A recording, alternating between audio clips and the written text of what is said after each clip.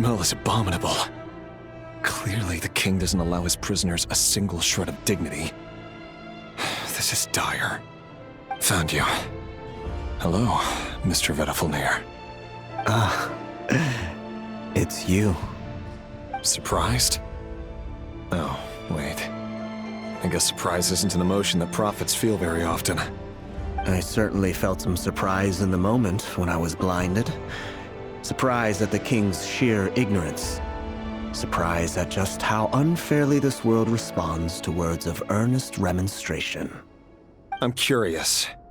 What did you prophesize this time? It wasn't a prophecy. It was a word of warning. Someone had to say it.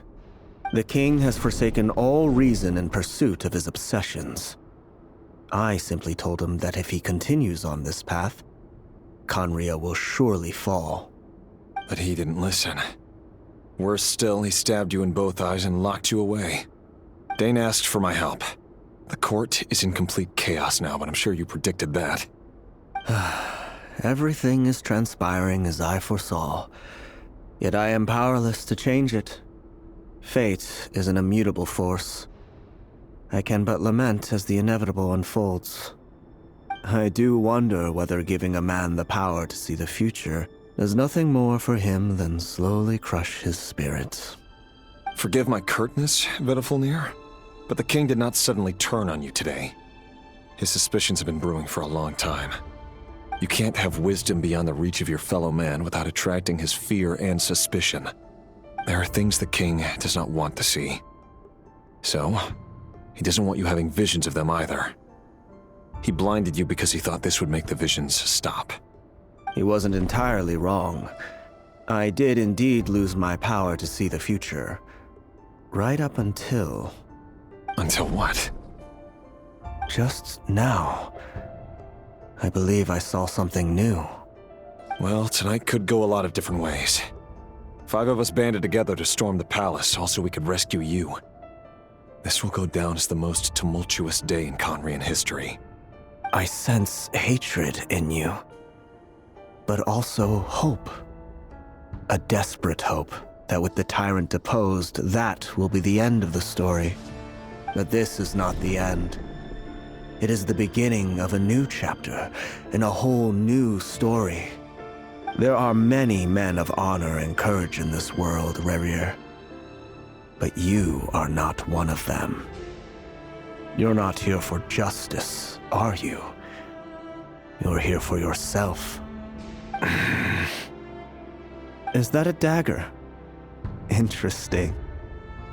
Why not the polearm? It was always your weapon of choice. With your abilities, I don't doubt that you were able to recover some of your sight. But I also doubt that you want to make an enemy of me right now. Of course not. We're on the same side, aren't we? We could be. But I need you to be honest with me, Vedafulnir. At this point, you're my only hope for the future. You mean your future? With your beloved, Felindis? Yes. And I know there are bigger things at stake here. A dynasty, a nation, maybe the entire world. But forgive me, I care first and foremost about myself. I can't abandon the one I love to save myself. I just can't do it. But you see a broader picture of the future than I. You see the solutions to the biggest problems of our age. So tell me, what is my solution? What's the answer? In matters of fate, answers are either right or wrong. What will be and what will not. Maybe you are willing to pay a certain price in the pursuit of happiness, but unfortunately, fate does not negotiate. That is the cruelest thing about fate. It is unmoved by your sacrifices. That can't be true. I know it's your voice that I keep hearing in my head, urging me to see how the world is changing, to seek more power, so I can protect the things I love. You show me disaster, but you won't show me how to avoid it? Why? Why are you doing all this? My voice. In your head.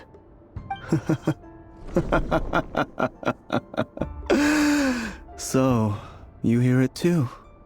The voice that steals your mind, gains your trust, and drives you crazy. It turns out that we are not so different, you and I. Vedifilnir just broke into the strangest smile I've ever seen in my life, as if he'd discovered some monumental secret. But then he suddenly switched to looking extremely weary. Very well then. My advice to you is as follows. You must persevere. Whatever trials and tribulations you may face, be steadfast in the belief that they are your path to the future. For as long as you live, your story with Thelindis shall not come to an end. That is the only chance you have of fighting back against fate. It is up to you whether you believe my words. Regardless, that is all I will say on the matter. I have no right to intervene any further. I will hold you to your word. Thank you for setting me free. In return, I will tell you one more thing that you cannot afford to ignore. Just then, a strange wave of energy rippled through the city. We had no idea what it could mean. If I were you, I would head to the Universitas Magistrorum. The Universitas? Oh no!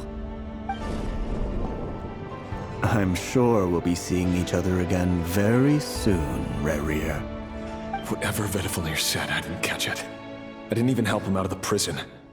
There was no time to lose.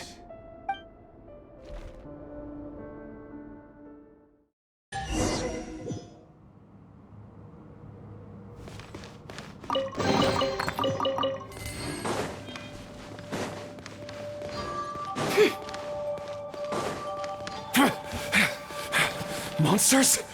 Is this Rundauter's doing? Or the Universitas Magistrorum? Out of my way! Out of the way! Can't hide the truth. The Universitas. That reminds me of a rumor I once heard. Allegedly, the king installed secret mechanisms in the palace and around the city. No one knows where they are or what kind of power they hold. But if they were ever gonna activate, it would probably be on a night like tonight. Help! Help! Hold on! Don't let them anywhere near you! Save me! I can't! Ah! That sounded like an explosion. So, the rumor is true? The king really went through with it. What other means does the king have at his disposal? They must run on power from the Abyss. And given it's a major center of Abyss research, anyone over at the Universitas will be in grave danger. I have to hurry!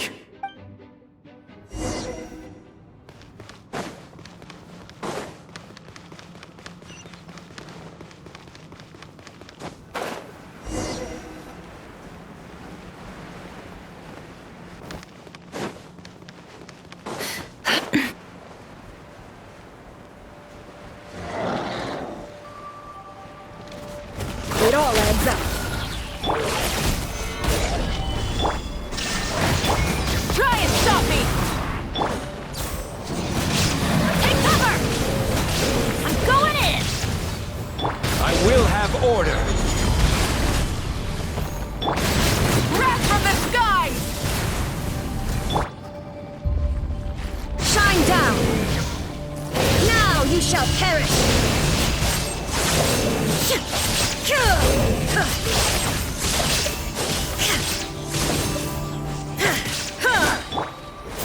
Stabilize. Light it up! There is no escape! No more lies!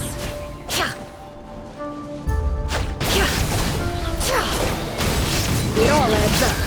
Seek within.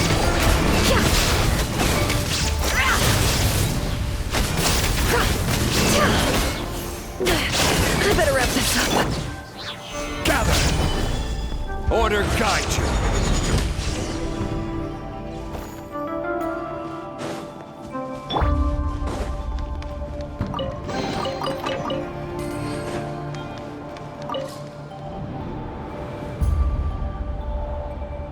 monsters at the Universitas Magistrorum? Why now? Oh no! They're coming! It's no use. The table won't hold out much longer. The weapons. Where are the weapons? Of course. All the lab equipment was upgraded after the inspection last week, but the new weapons haven't been allocated yet. I'm done for. Is anyone there? I need help! Ah! Stay back! Please stay back! Please!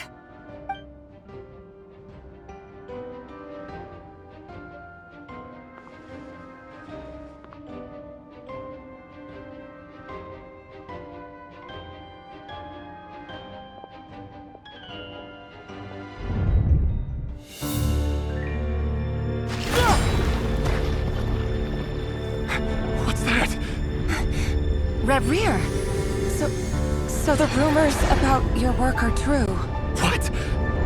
No! Listen, something happened at the palace tonight. We have to leave! You don't need to lie to me anymore. What do you mean? I know why you're worried, and I will respect the decision you've made. But it's okay, because I found a solution. I know how to end all this. You can have it back. The normal life you so desire. But until then, I'm afraid our wedding will have to wait. Celindus? No, don't do it! Celindus! Celindus!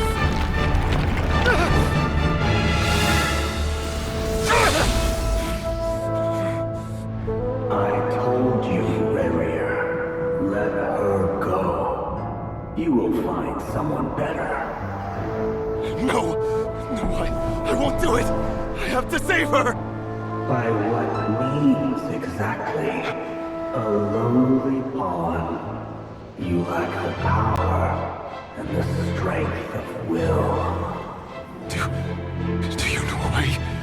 Tell me! Come to the palace. Join us.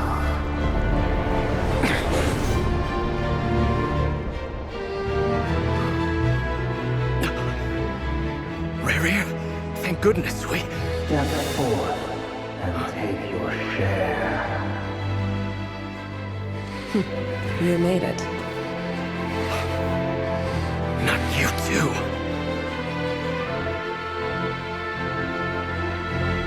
Hatred or grief, despair, desire. We all have our limits.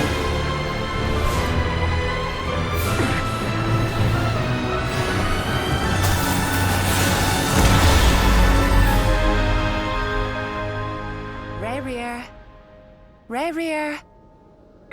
Celindus? Were you daydreaming?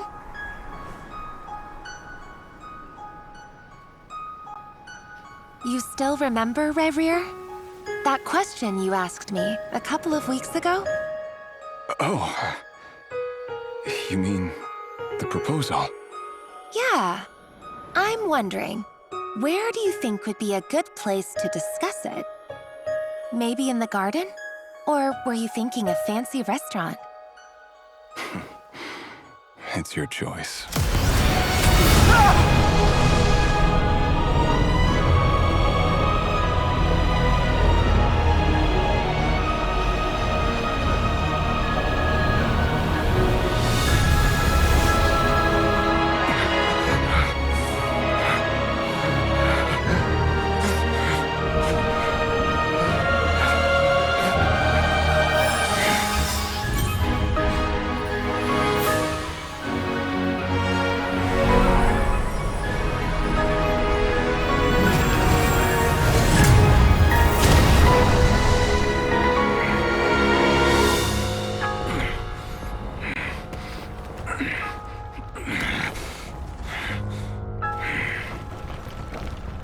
I will find you.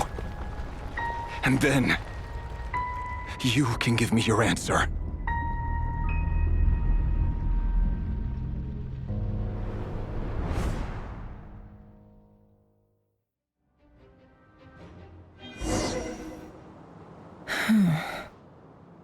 So that's how the Raker of Solnari was born. A monster created by circumstance is a monster all the same. Viewing other people's thoughts for too long can get uncomfortable. Right now, I'm feeling a strong sense of loathing. In a nutshell, the story of Conria is what happens when the truth falls by the wayside.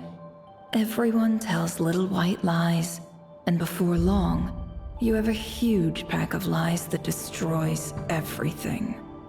Phew. Time to get back. His past is filled with sorrow, but the tale of any fallen civilization is one of endless tragedy. Cruel as it may be, that was Conria's fate.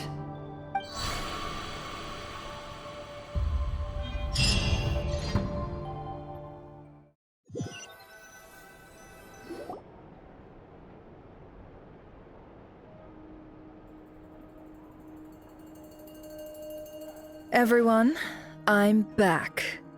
Can I get a standing ovation? Never! How are you holding up? Feeling okay? She's fine. Boss is a pro. Yes, I'm fine. You will have seen the events of Rarir's life through my thoughts. It's now clear that he is just a regular nobody, driven by personal tragedy, as he said himself. I mostly agree. There's only so much we can know about him from his memories alone, but they did give us a clear glimpse into his life in Conria. However, I would not consider Rarir to be a nobody. He was deeply involved in the events of that era. Yet, when the catastrophe of a generation strikes, nobody is safe. Sounds to me like you're speaking in riddles again. Is this you urging me not to abandon the people of Nodcry in their hour of need? That's not what I meant. Although I do hope you choose to remain a part of the plan. Without you, the mission ahead will be all but impossible. Then try to remember that I respond better to the carrot than the stick. And I don't appreciate being bossed around. Now, as for you, Missy, you were excellent. You stuck to the rules of the ceremony and kept your mouth shut the entire time. Bravo. Cool. So, can you fill me in on the deets now? Most of what I saw went right over my head. Patience. You'll hear the whole story, don't you worry. But let's meet up with the others first. It will save me narrating it twice. Yehoda? Yes, boss. Let me get that door for ya. That's more like it.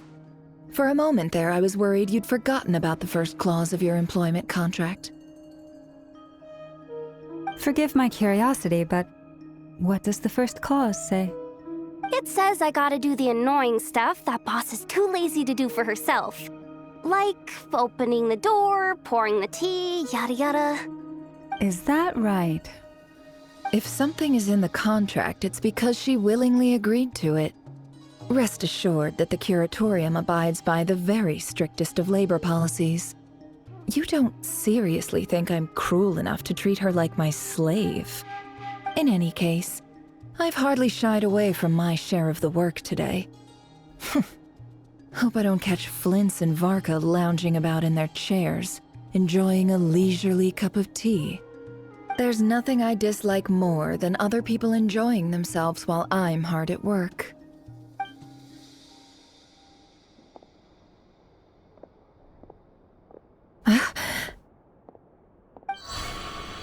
Oh no.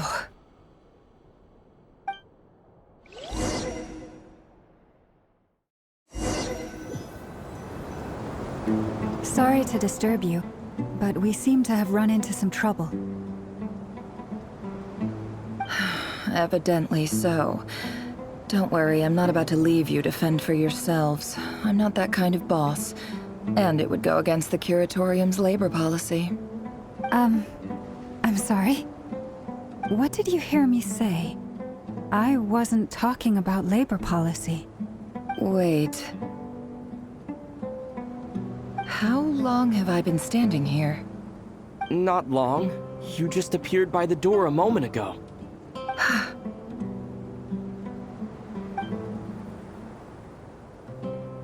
Boss, what's wrong? You look like you've seen a ghost. We've been tricked. We never left at all. Somehow I hallucinated that whole scene back inside the office. Hallucinated? But how? How indeed. This place should heed my will alone. All thoughts and actions that occur in here are just a result of pawns moving across the chessboard in a carefully calculated manner. And nobody has access to this chess set but me. So you control everything in here? More or less. But yes, it's a special technique of mine. Has anything like this ever happened before? Only once. It was the first time I used the chess set. Is there any similarity between what happened then and what's happening now? I suppose my thoughts are a little turbulent, which was also the case my first time. Is there anything I can do to help? The first clause of your contract clearly states that I only need your help with things that I'm too lazy to do myself. Meaning, you're not feeling lazy right now? Meaning this is not something Yehoda can help with. The chess set is a personal treasure that I alone understand. I must be the one to find our way out of here. Boss, it's fine. Really. Let me do something useful. Oh, listen to you. Whatever would I do without you, Yehoda? What? Really? Yes, really. Where would I ever find another employee as obedient and servile as you?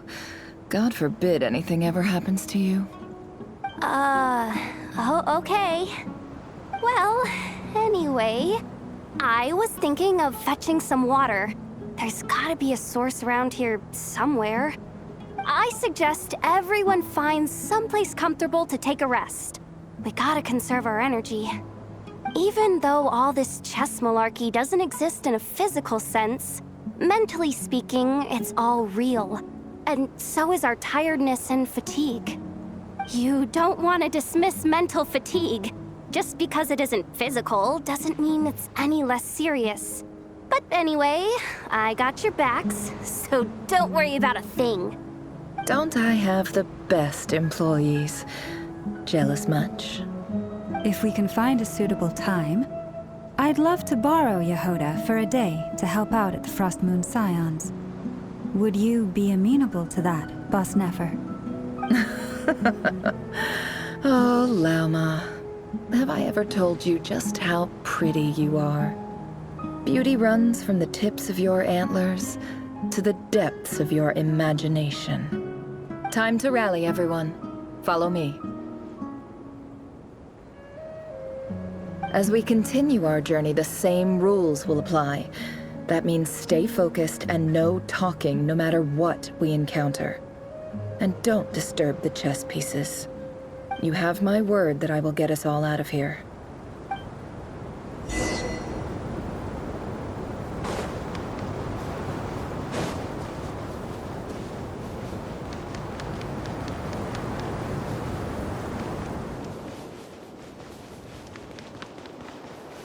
This place looks familiar.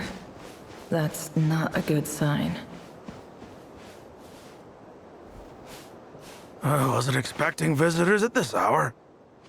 Wait, is that? Oh, it's him. There you are!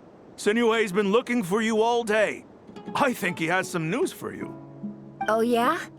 What were you doing just now, Uncle Retinue? Hiding away some more loose change? I know I saw some Mora. What do you mean loose change? Oh, come on, I'm too old for this. Just pretend you saw nothing.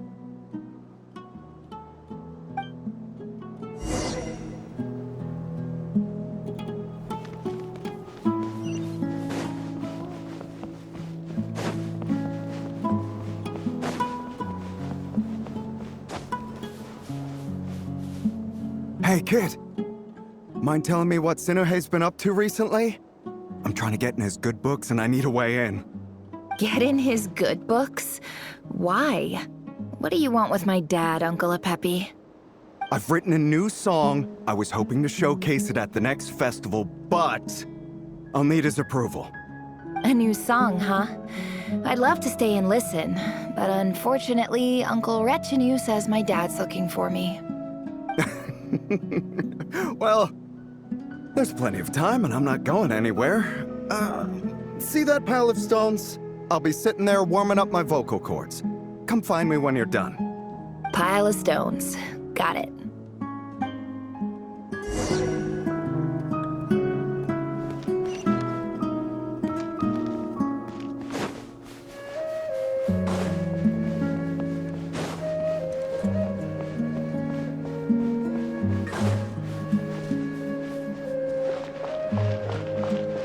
Hi, Dad. Uncle Retinue said you were looking for me. Ah, there's my little princess. If you'd gotten back just a little sooner, you could have shared the spoils of war with me. Spoils of war? Who were you fighting against, Dad? It was just a figure of speech. The aftermath of a sandstorm is no time to be waging war. I was talking about our war against thirst. I went out to fix our water supply problem, and now I'm back. Which means... We have a well again! That's right. I found a new one and brought back as much water as I could carry. It should last us for a good while. If it wasn't for these blasted sandstorms, our wells wouldn't be caving in. And you wouldn't be spending all your time out searching for new water sources. As the chief of our tribe, I'm supposed to be leading us out of hardship and poverty, onto better things. You know how prosperous our ancestors were. I've told you all the stories. And look at us now, squeezed into these hovels. No one would choose this, if it wasn't for the endless wars over the years. But things are looking up. I started working with some folks from the academia a few months back. They gave me some contacts in return for my assistance in the desert. So you're the academia's helper now? Special ambassador, they call it. Think of it as a partnership. It's nothing bad, okay? We've been isolated here in the desert for too long. Seeking opportunities elsewhere is the best thing for us, and the fastest way to progress. So, do you get anything good out of being a special ambassador? Of course. My luck's improving all the time. One day, I swear I'm gonna lead us out of this place. We'll find somewhere new. Somewhere better.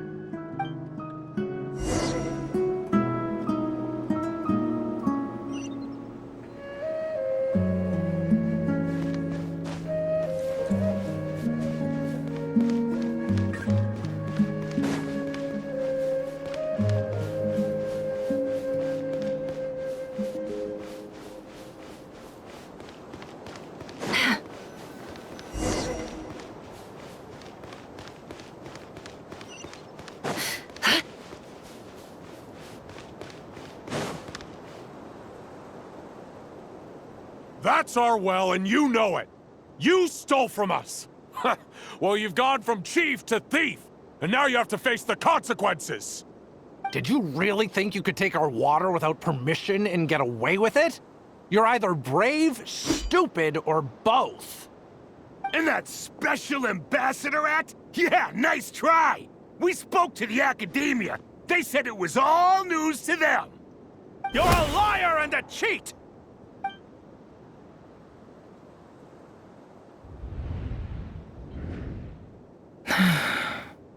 I heard Yehoda gasp, but I don't blame her. Most people are terrified by the sight of blood. Corpses strewn across the ground. The wounds are clearly from scimitars and daggers.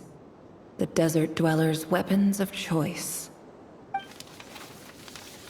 There's a handwritten note on the ground. Let's see what it says. Halil, this is Sinuhe, chief of the Shimti tribe. Surely you remember me. I was the one who helped you and your colleagues avoid the quicksand in the desert. This is my second time writing to you. I assume my last letter must have gotten lost in the mail, as I didn't receive a reply. I hope this one makes it to you safely. I'm writing to you because I need some help. That sandstorm the other day completely blocked up our well, forcing me to look for another water source in Iab and Unut territory. It was a matter of survival. Praise the gods. The well of the Iab tribe was intact. It was my last resort. I drew what water I could and left, but not without being spotted. I fear they will retaliate. You told me to write to you if I ever needed help. You said you'd be my ally in the academia. I urgently need you to formally recognize my title of Special Ambassador and send some of your people to assist me for a few days. It's the only way I can convince them that this was the academia's decision and prevent them from retaliating. This is an emergency.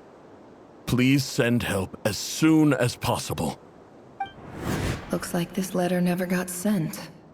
The writer died a grisly death, and the letter was trampled into the ground. It's badly defaced. Some parts are barely legible.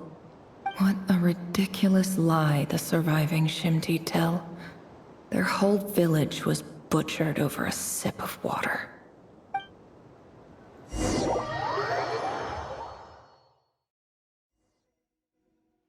Ah, officer. Welcome. Welcome to our humble village. I thought you would at least have the courtesy to provide some respectable libations. This is the finest wine Aru village has to offer. I promise.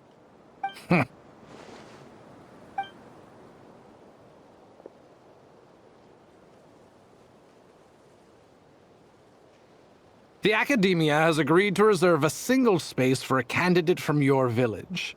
But I remain skeptical of this entire endeavor. I highly doubt anyone in this desert possesses serious academic potential. Please, have faith. If not in us, then in our god. The child we found shows great promise. I beg you, take her away from this place. Give her a chance. Don't let her talent go to waste. I don't recognize her. New arrival? She showed up here a few days ago and we took her in. She's a really bright kid. Please help. I'm begging you. So, where are you from? Nowhere special.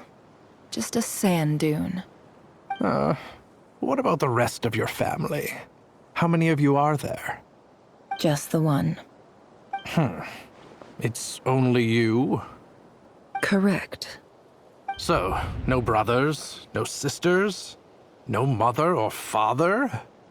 Any who have slept on a bed of sand, I call my brothers and my sisters. Apart from that, I have no family. All right. Get over here. Sign your name on the form.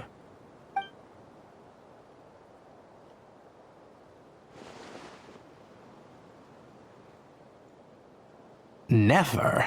You're rather fair-skinned for a desert dweller.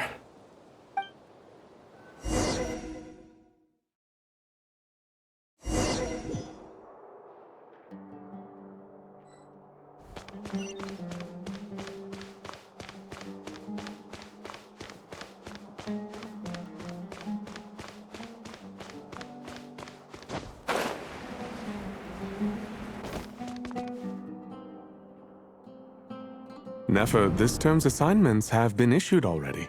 Please read through the materials thoroughly, conduct your own additional research, and then write an essay on the topic. Yes, Professor, I'm aware. I just had a couple more questions I wanted to get your perspective on. Oh? Please ask away. Well, I saw the other students' problem sheets, and I couldn't help but notice that my assignment is much easier than theirs. Do you really think I'm a weak student? A weak student? Goodness, no. Quite the opposite. You have a sharp mind. Almost too sharp. I think what you're saying is, a weak student wouldn't have noticed the discrepancy. And if they did, they certainly wouldn't complain about the lighter workload. You see, sharp as they come. You see things the way they are. And I'm sure you know why they're like that. Because of where I come from. Because I'm different. I'm sorry, Nefer. I don't like it any more than you do. It's just... Anyway, you said you had a couple of questions. What's the other one? I wanted to check. If someone sent me a letter to the academia, where do I go to collect it? Ah, your family wrote to you. Well, as long as they put your name on the envelope, someone should hand it right to you. Not exactly. It's not even a recent letter. I was just curious where the mail would end up if no one collects it. The House of Dana, I expect. I know there's a box for unclaimed mail somewhere in there, probably sitting on a shelf. Whatever you're looking for, that'd be the place to start. Okay, got it. Thank you, Professor. Oh, don't mention it. Honestly, I feel like I failed you. I'm supposed to be your teacher, but I haven't taught you anything. Hey, don't say that. You're a great teacher, and you do your best for all your students. But the rules are the rules. You're not allowed to teach students like me. It's not just the academia either. The whole world bends over backwards for the successful and leaves the losers to suffer and die. Oh, my dear child.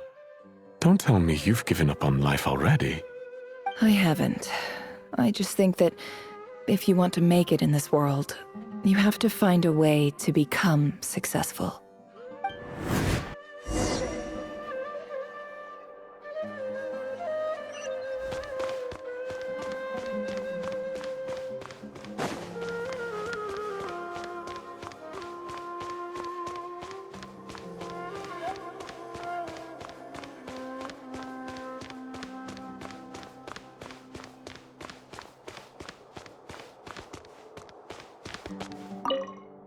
This must be it. A big cardboard box full of unclaimed mail. And probably some letters that ended up here by mistake, too. Let's take a look.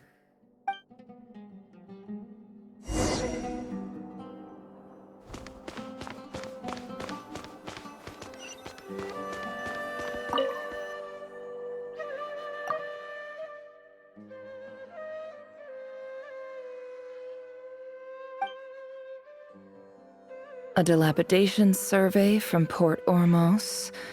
Looks like it's from a Core of 30 representative. What a strange thought. A bunch of mercs losing sleep over rundown buildings. This one was never even opened. I guess the recipient didn't care what the Core of 30 had to say about anything. Who was it addressed to? I don't recognize the name, but it must have been a Kasharawar professor.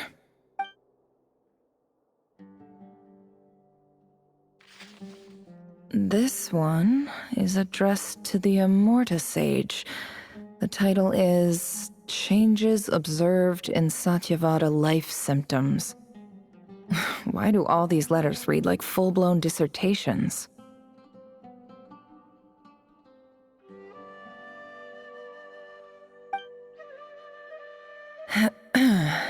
Guided by the incense, we became lost somewhere in the forest. All the barriers between levels of consciousness disappeared as our minds soared around in circles, looking for a branch to seek refuge on. In clinical terms, these symptoms fit the description of incense poisoning. The Immorta Darshan strictly prohibits the use of hallucinogenic substances, but I believe there are still people getting away with it. For example, my neighbor who always breaks out into song and dance after using incense. This seems like something the academia would want to know about. Why wasn't it collected? Wait, what's this written on the back? It's so small. The note says, "The sender authored this letter while under the influence of mushrooms.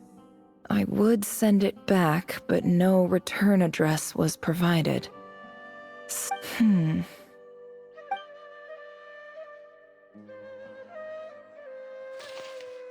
This next one is addressed to Grand Sage Azar.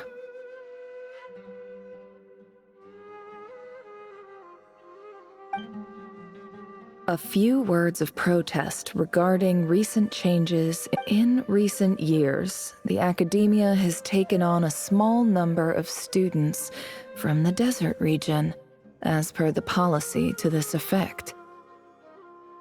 However, it appears to me that these students have not, in fact, been provided with educational opportunities that are, in any meaningful sense, equal to those enjoyed by their peers.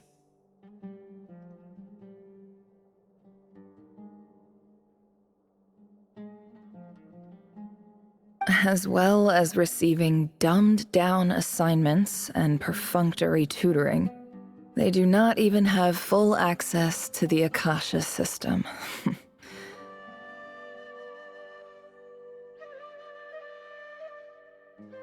Education is the fundamental purpose of this institution, which should go without saying in a nation whose founding virtues are knowledge and wisdom. I ask you, is the lip service we pay to the policy of education for desert students truly the standard of pedagogy to which the academia aspires? As Grand Sage, policy decisions are your prerogative, but do not forget your roots. You and I were once students too, as was everyone else, and I do hope you will give some serious attention to this matter. I encourage you to discuss issues like this with myself and others, and listen to some alternative opinions. Great letter. Shame it didn't get to where it needed to go. And the sender is... Huh? Sage Cyrus of Spontamod. I didn't realize anyone else even knew how bad students like me have it in this place. So this is where letters from the Sage of Spontamod end up?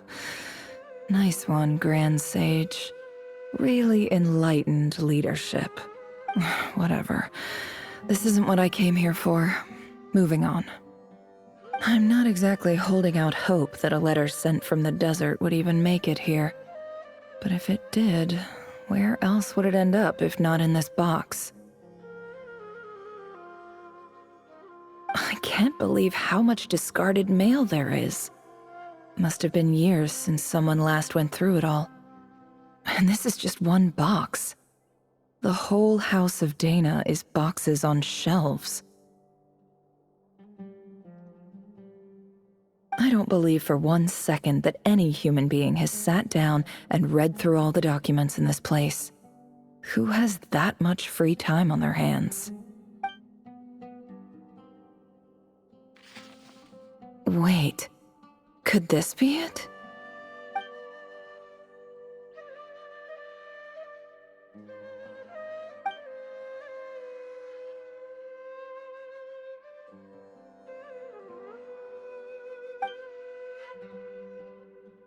Greetings, Halil.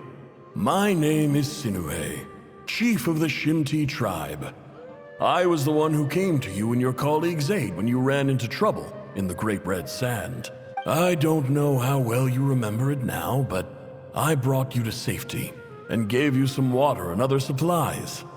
You seemed very pleased and told me your name. In my tribe, learning a person's true name is serious business. The Shimti tribe lives a harsh, nomadic existence in the desert. You were sympathetic towards my plight, promising to make me a special ambassador of the academia and help us find a way to make a better living. This brings me to my reason for writing. Our tribe has fallen on particularly hard times, and I would like to ask for your assistance. There was a terrible sandstorm a few days ago, which blocked up the well in our land. To ensure my people's survival, I had no choice but to venture into Iyab and Unut territory in search of an alternate water source. The Iyab and Unut are descended from the Thamudians, while we trace our ancestry to Tulatala. We worship the Lord of Flowers and have had relatively good relations with our fellow tribes up until now.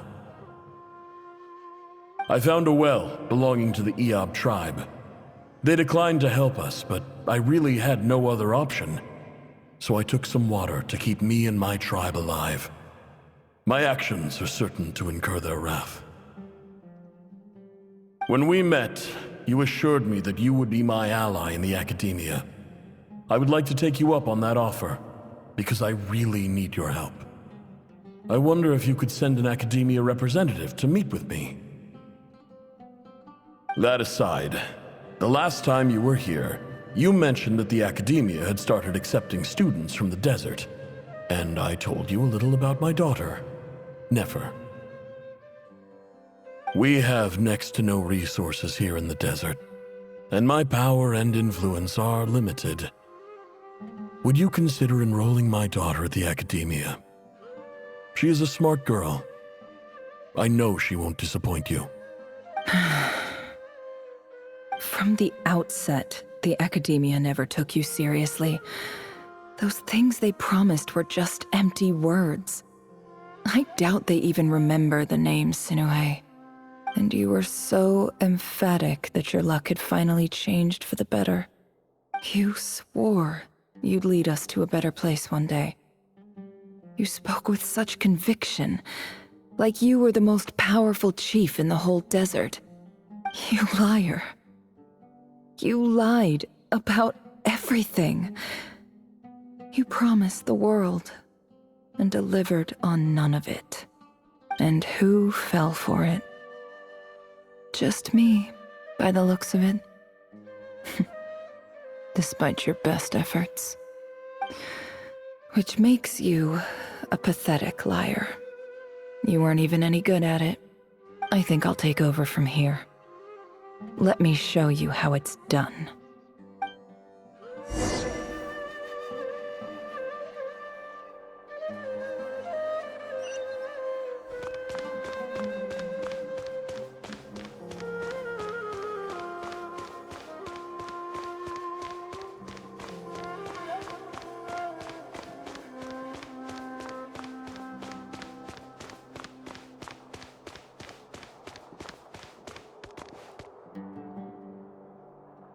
I just came to say goodbye.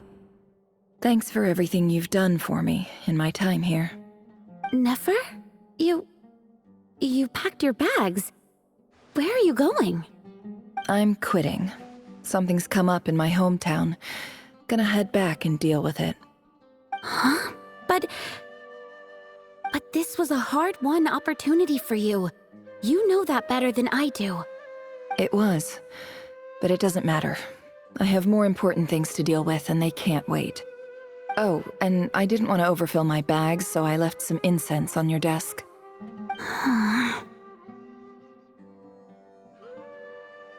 What's wrong? I thought you liked incense. Although, I did read somewhere in the House of Dana that it has hallucinogenic effects. Don't use it all at once, all right? Isn't this the stuff you brought from your hometown? You're just letting me have it? But you said it's a rare and valuable commodity. Yeah, about that. I lied. It's not rare at all. There's this bunch of ruins near my hometown that are practically overgrown with this plant. It's not worth much. Keep it, it's fine. But Nefer... All right, that's all from me. You take care.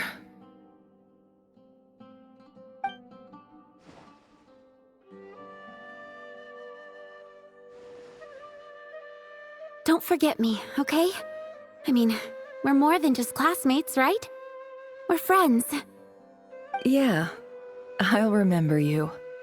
I lied again.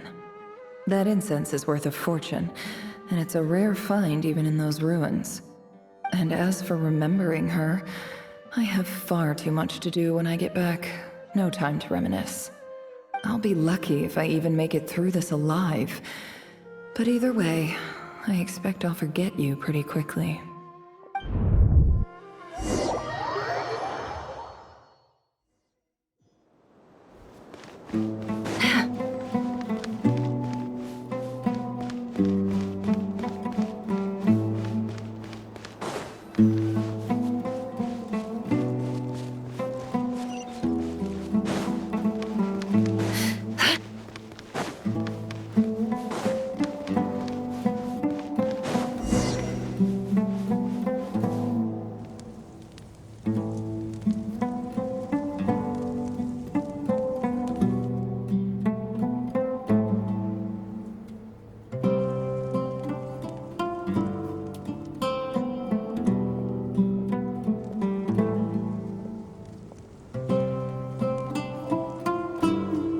a pleasure to meet you, Mr. Arif. So, what does the Academia want? Since they've sent their special ambassador, I assume there's a big business deal to be made. If not, I'd be very disappointed. Please, sir, lower your blade. You're lucky I'm the one they sent. Not all special ambassadors share my admiration for the Iab people. The ever-shifting balance of power in the desert reduced the once great civilizations of this region to rubble and sand. But the story of the Iab has a very different trajectory.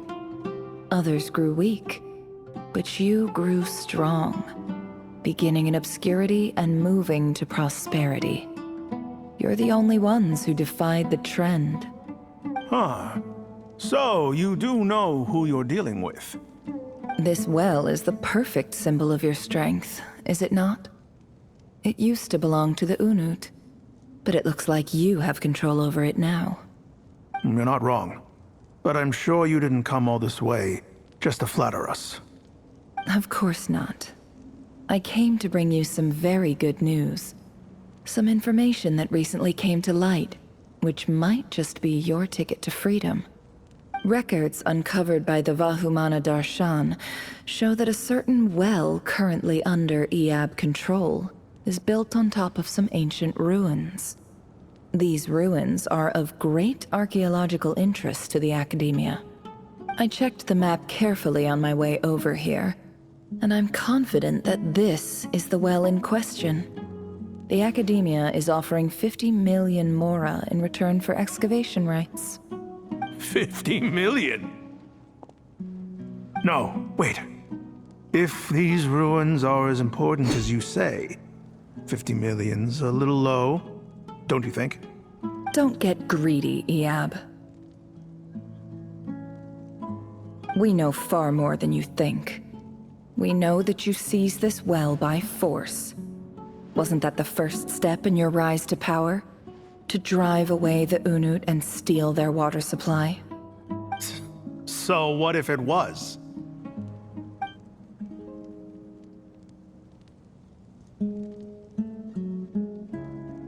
Don't worry. As unscrupulous as it was, it's something we're willing to overlook. The Academia is only interested in dealing with the de facto power holders in the region. I hope I am making myself clear. And I hope your words are the truth. If I find out the Academia is trying to play me, I'll hunt down every one of your people and make you watch as I cut their heads off one by one. I assure you, Chief, that would not be in your long-term interests. You don't want to make an enemy of the Academia. You see how I'm dressed, don't you? I appreciate that you've never been to the rainforest, but surely even you recognize an ambassador's attire when you see it. And what does a barbarian like you have to lose anyway? You really think the Sumeru Academia would bother to come all this way just to lie to you? We have more important things to worry about. All right, I take your point. The Academia is the highest authority in the land. I'm sure you're trustworthy people. In that case, we have a deal. We will sell you the excavation rights. I'd like to thank you, Ambassador. This is good news indeed. Excellent news. In fact, it calls for a celebration. Would you do us the honor of staying a while and enjoying some Iab hospitality? Gladly. I am partial to wine myself, and I trust you are as well. So let's indulge in a few drinks together, in celebration of this momentous occasion.